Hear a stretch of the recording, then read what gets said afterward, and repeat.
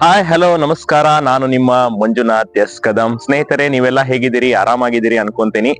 ಆದ್ರೆ ಇವತ್ತಿನ ಟಾಪಿಕ್ ನಿಜಕ್ಕೂ ನೋಡಿದ್ರೆ ಎಂತವ್ರಿಗೂ ಮನಸ್ಸು ಮಮ್ಮಲ ಮರುಗುತ್ತೆ ಕಣ್ರಿ. ಯಾಕಂದ್ರೆ ಪ್ರಯಾಗ್ರಾಜ್ಗೆ ಹೋಗ್ಬೇಕಾದವರು ಸಾವನ್ನಪ್ಪಿಟ್ಟಿದ್ದಾರೆ. ಕಳೆದ ಫೆಬ್ರವರಿ 2ರಂದು 30 ಜನನ ಕಳ್ಕೊಂಡಿದ್ವಿ. ಅದರಲ್ಲಿ ನಮ್ಮ ಕರ್ನಾಟಕದವರು ಆಗಿದ್ರು, ಬೆಳಗಾವಿ ಜನನೂ ಆಗಿದ್ರು. ಅವ್ರಿಗೆ ತಲಾ ಮೃತರಿಗೆ 25 ಲಕ್ಷ ರೂಪಾಯಿಯನ್ನ ಉತ್ತರ ಪ್ರದೇಶ ನೀಡಿತ್ತು. ಜೊತೆಗೆ ನಮ್ಮ ಸಚಿವರು ಕೂಡ ಇಂತಿಷ್ಟು ಹಣ ನೀಡಿದ್ರು. ಆದ್ರೆ ಈಗ ಮತ್ತೆ ನಿನ್ನೆ ಅಷ್ಟೇ, ಅಂದ್ರೆ ಶನಿವಾರ ಯಾರೆಲ್ಲ ಪ್ರಯಾಗ್ರಾಜ್ಗೆ ಹೋಗ್ತಾ ಇದ್ರು ದೆಹಲಿಯಿಂದ, ಹೋಗ್ಬೇಕಾದ್ರೆ ಕಾಲ್ತುಳಿತದಿಂದ 15ಕ್ಕೂ ಹೆಚ್ಚು ಮಂದಿ ಸಾವನ್ನಪ್ಪಿದ್ದಾರೆ.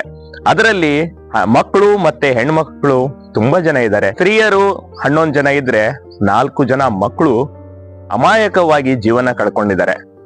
ಯಾಕಂದ್ರೆ ಉತ್ತರ ಪ್ರದೇಶ ಸರ್ಕಾರ ಪ್ರಯಾಗ್ರಾಜ್ ಹೆಸರಿನಲ್ಲಿ ಅದೆಷ್ಟು ಜನರ ಬಲಿ ಪಡೆದುಕೊಳ್ಳುತ್ತೋ ಗೊತ್ತಿಲ್ಲ. ಒಂದು ಪ್ರಯಾಗ್ರಾಜ್ಗೆ ಬರಬೇಕಾದ್ರೆ ಕೆಲವೊಂದು ವ್ಯವಸ್ಥೆಗಳನ್ನ ಮಾಡಬೇಕಾಗತ್ತೆ. ಆದ್ರೆ ಇಲ್ಲಿ ನಾವು ನೋಡ್ತಾ ಹೋದಾಗ ನೋಡಿ, ಈಗ ದೆಹಲಿಯಲ್ಲಿ ನಿನ್ನೆ ಶನಿವಾರ 15 ತಾರೀಕು ಶನಿವಾರ ರಾತ್ರಿ 8 ಗಂಟೆಗೆ ದೆಹಲಿ ರೈಲ್ವೆ ಸ್ಟೇಷನ್ ಇಂದ ಪ್ರಯಾಗ್ರಾಜ್ಗೆ ಉತ್ತರ ಪ್ರದೇಶಕ್ಕೆ ಟ್ರೈನ್ ಇತ್ತು. ಆದ್ರೆ ಏನಾಯ್ತು, 8 ಗಂಟೆಗೆ ಬರ್ಬೇಕಾದ ರೈಲು ಬರ್ಲೇ ಇಲ್ಲ. 9 ಗಂಟೆಗೆ ಬರ್ಬೇಕಾಗಿದ್ದ ರೈಲು ಕೂಡ ಬರ್ಲಿಲ್ಲ. ಹೀಗಾಗಿ ಜನರಲ್ಲಿ ಗೊಂದಲ ಆಯ್ತು. ಅದರಲ್ಲೂ ಪ್ಲಾಟ್ಫಾರ್ಮ್ 13, 14, 15 ಇದೇನ್ ಈ 3 ಪ್ಲಾಟ್ಫಾರ್ಮ್ಗಳಿವೆ, ಅಲ್ಲಿ ಸಾಕಷ್ಟು ಜನ ಸೇರ್ತಾ ಹೋದ್ರು. ಅದರಲ್ಲೂ ಎಕ್ಸ್ಪ್ರೆಸ್ ಟ್ರೈನ್ ಇತ್ತು.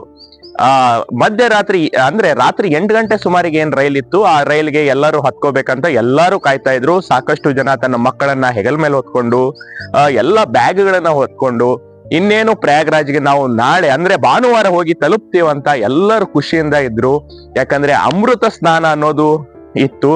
ಅದು ಕೊನೆಯ ಅಮೃತ ಸ್ನಾನ. ಹಾಗೆ ಪ್ರಯಾಗ್ರಾಜ್ ಅಲ್ಲಿ 26ರಂದು ಅಂದ್ರೆ ಈ ಫೆಬ್ರವರಿ 26ಕ್ಕೆ ಎಲ್ಲ ಕೊನೆಗೊಳ್ಳುತ್ತೆ. ಹೀಗಾಗಿ ಎಲ್ಲರೂ ಕೂಡ ಈಗಾಗಲೇ ಉತ್ತರ ಪ್ರದೇಶ ಸರ್ಕಾರ ಹೇಳಿದ್ದಂತೆ 50 ಕೋಟಿಗೂ ಹೆಚ್ಚು ಮಂದಿ ಪುಣ್ಯ ಸ್ನಾನವನ್ನ ಮಾಡಿದ್ದಾರೆ. ಇನ್ನು 26 ತನಕ ಸಾಕಷ್ಟು ನಿರೀಕ್ಷೆಯಲ್ಲಿ ಜನರು ಬರುತ್ತಾರೆ. ಸಾಕಷ್ಟು ಜನರು ಬರುವ ನಿರೀಕ್ಷೆಯಲ್ಲಿ ಅಲ್ಲಿನ ಸರ್ಕಾರ ಇದೆ. ಹೀಗಾಗಿ ಪ್ರತಿಯೊಬ್ಬರು ಒಂದು ಪಾಪಗಳನ್ನ ತೊಳೆದುಕೊಳ್ಳೋಕೆ ಪ್ರಯಾಗ್ರಾಜ್ಗೆ ಹೋಗ್ತಾ ಇದ್ದಾರೆ. ಹೀಗಾಗಿ ಇಂತಹ ಒಂದು ಅಮೃತಗಳಿಗೆ ಮತ್ತೆ ಯಾವಾಗ ಬರುತ್ತೋ ಗೊತ್ತಿಲ್ಲ. ಹೀಗಾಗಿ ಎಲ್ಲರೂ ಪುಣ್ಯ ನದಿಯಲ್ಲಿ ಸ್ನಾನ ಮಾಡ್ಬೇಕನ್ನೋ ಖುಷಿಯಲ್ಲಿ ಇರ್ತಾರೆ. ಆದ್ರೆ ದೆಹಲಿಯಲ್ಲಿ ನಡೆದ ಘಟನೆ ನಿಜಕ್ಕೂ ಒಂದು ರೀತಿಯ ನೋವಿನ ಸಂಗತಿ.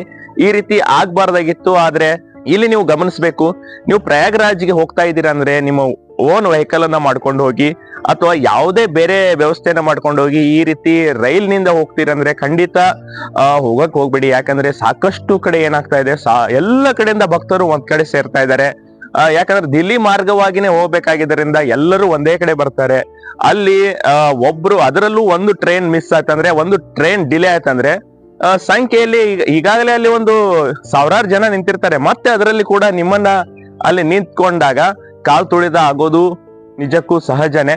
ಆದ್ರೆ ಇಲ್ಲಿ ಇದಕ್ಕೆ ಹೊಣೆ ಯಾರು, ಇಂಥ ತಪ್ಪನ್ನ ಯಾರಿಂದ ಆಯ್ತು ಅನ್ನೋದನ್ನ ನಾವು ತಿಳಿದುಕೊಳ್ಬೇಕು. ಯಾಕಂದ್ರೆ ಅಲ್ಲಿನ ರೈಲ್ವೆ ಪೊಲೀಸರು, ಅಲ್ಲಿನ ಸರ್ಕಾರ, ಜೊತೆಗೆ ಅಲ್ಲಿನ ಮ್ಯಾನೇಜ್ಮೆಂಟ್ ಇದಕ್ಕೆ ಉತ್ತರ ಕೊಡ್ಲೇಬೇಕು. ಯಾಕಂದ್ರೆ ರೈಲು ಡಿಲೇ ಯಾಕಾಯ್ತು, ಒಂದೇದು ರೈಲು ಡಿಲೇ ಆದ್ರೂ ಕೂಡ ಅದಕ್ಕೆ ಅಲ್ಟರ್ನೇಟಿವ್ ವ್ಯವಸ್ಥೆಯನ್ನ ಮಾಡಬೇಕು. ಅದನ್ನು ಬಿಟ್ಟು ಇಲ್ಲಿ ಜನರನ್ನ ಕಾಯಿಸಿ ಪ್ಲಾಟ್ಫಾರ್ಮ್ ಬಗ್ಗೆ ಎಷ್ಟೋ ಮಂದಿ ಅಲ್ಲಿ ಮಾತಾಡಿಸಿದಾಗ ಅವ್ರು ಏನ್ ಹೇಳ್ತಾ ಇದ್ರು ಅಂದ್ರೆ, ಇಲ್ಲ ನಮ್ಗೆ ಗೊಂದಲ ಉಂಟಾಯ್ತು, ಪ್ಲಾಟ್ಫಾರ್ಮ್ ಚೇಂಜ್ ಅಂತ ಹೇಳಿದ್ರು. ಆ ಪ್ಲಾಟ್ಫಾರ್ಮ್ ಇಂದ ಈ ಪ್ಲಾಟ್ಫಾರ್ಮ್ಗೆ ಓಡ್ಕೊಂಡು ಹೋಗ್ಬೇಕಾದ್ರೆ, ಅದರಲ್ಲೂ ಮಕ್ಕಳನ್ನ ಎತ್ಕೊಂಡು ಹೋಗ್ಬೇಕಾದ್ರೆ ಎಷ್ಟೋ ಮಂದಿ ಪಾಪ ತಮ್ಮ ಮಗುವನ್ನ ಕಳ್ಕೊಂಡಿದ್ದಾರೆ, ತಮ್ಮ ಹೆಂಡತಿಯರನ್ನ ಕಳ್ಕೊಂಡಿದ್ದಾರೆ, ತಾಯಂದಿರನ್ನ ಕಳ್ಕೊಂಡಿದ್ದಾರೆ. ಇದನ್ನ ನೋಡ್ತಾ ಇದ್ರೆ ಅಯ್ಯೋ ಪಾಪ, ದೇವ್ರಿಗೆ ಹೋದವರು ಬರದೇ ಇರೋ ಲೋಕಕ್ಕೆ ಹೋದ್ರು ಅಂತ ನೋವಾಗತ್ತೆ.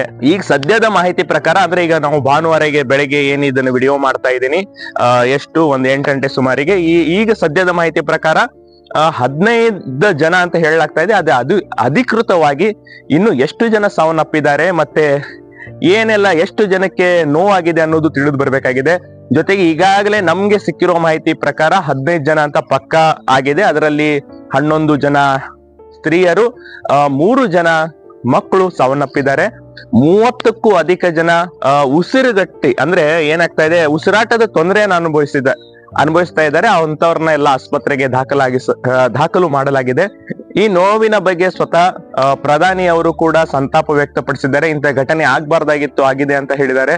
ಯಾಕಂದ್ರೆ ಕಳೆದ ಫೆಬ್ರವರಿ 2ಕ್ಕೆ ಅಲ್ಲೂ ಕೂಡ ನೋಡಿದ್ರೆ 30 ಜನ ಸಾವನ್ನಪ್ಪಿದ್ರು.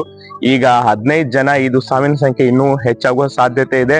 ಆದ್ರೆ ಶನಿವಾರ ಏನ್ ರೈಲಿಂದ ಹೊರಟಿದ್ರು ಅದರಲ್ಲಿ ನಮ್ಮ ಕರ್ನಾಟಕದವರ ಇದಾರ ಇಲ್ವಾ ಅನ್ನೋದು ಗೊತ್ತಾಗಬೇಕು. ಇದೆಲ್ಲ ನೋಡ್ತಾ ಇದ್ರೆ ದಯವಿಟ್ಟು ಒಂದು ನನ್ ಕಡೆಯಿಂದ ಕದಂ ಫಸ್ಟ್ ನ್ಯೂಸ್ ಇಂದ ರಿಕ್ವೆಸ್ಟ್ ಏನಂದ್ರೆ, ನೀವು ಪ್ರಯಾಗ್ರಾಜ್ಗೆ ಹೋಗ್ತೀರಂದ್ರೆ ದಯವಿಟ್ಟು ನಿಮ್ಮ ಓನ್ ವೆಹಿಕಲ್ ಅನ್ನ ಹೋಗಿ, ಅಥವಾ ಕೆಲವೊಂದ್ ಕಡೆ ಬಸ್ಸಿನ ವ್ಯವಸ್ಥೆ ಮಾಡ್ಲಾಗ್ತಾ ಇದೆ. ಆಯಾ ಊರುಗಳಲ್ಲಿ ಬಸ್ ಅನ್ನ ಬಿಡ್ತಾ ಇದ್ದಾರೆ ಪ್ರಯಾಗ್ರಾಜ್ಗೆ ಅಂತ. ಅದ್ರ ಮೂಲಕ ಹೋಗಿ. ಜೊತೆಗೆ ಇನ್ನು ಟೈಮ್ ಇದೆ, ಆರಾಮಾಗಿ ಹೋಗಿ. ಅಂತ ಅವಸರ, ಅಂತ ಪುಣ್ಯ ಸ್ನಾನ ಮಾಡ್ಬೇಕನ್ನುವ ಒಂದು ಹಂಬಲ ಅಷ್ಟು ಬೇಡ. ಒಂದು ದೇವರ, ನನ್ನ ಪ್ರಕಾರ ಕೇಳಿದ್ರೆ ದೇವರ ಬಗ್ಗೆ ಭಕ್ತಿ ಇರ್ಲಿ. ಅತಿಯಾದ ಭಕ್ತಿ ಎಲ್ಲೋ ಒಂದ್ ಕಡೆ ನಿಮ್ಮ ಸಾವಿಗೆ ನೀವೇ ಹೊಣೆ ಆಗ್ತಾ ಇದ್ದೀರಾ. ನಿಮ್ಮ ಸುರಕ್ಷತೆಯಲ್ಲಿ ನೀವಿರಿ. ಇದೇ ರೀತಿ ಕದಂ ಫಸ್ಟ್ ನ್ಯೂಸ್ ಅನ್ನ ನೋಡ್ತಾ ಇರಿ. ಯಾರೆಲ್ಲ ಸಬ್ಸ್ಕ್ರೈಬ್ ಮಾಡಿಲ್ಲ ಸಬ್ಸ್ಕ್ರೈಬ್ ಮಾಡ್ಕೊಳ್ಳಿ. ಫೇಸ್ಬುಕ್ ಅಲ್ಲಿ ಫಾಲೋ ಮಾಡ್ಕೊಳ್ಳಿ, ಇನ್ಸ್ಟಾದಲ್ಲಿ ಫಾಲೋ ಮಾಡ್ಕೊಳ್ಳಿ. ಇದೇ ರೀತಿ ಕದಂ ಫಸ್ಟ್ ಅನ್ನ ಹರಿಸ್ತಾ ಇರಿ. ಮತ್ತೆ ಇಂಥದ್ದೇ ಡಿಫ್ರೆಂಟ್ ಟಾಪಿಕ್ ನೊಂದಿಗೆ ನಿಮ್ಮೊಂದಿಗೆ ಭೇಟಿ ಆಗ್ತೀನಿ. ಅಲ್ಲಿವರೆಗೂ ನೋಡ್ತಾ ಇರಿ ಕದಂ ಫಸ್ಟ್ ನ್ಯೂಸ್. ನಮಸ್ಕಾರ.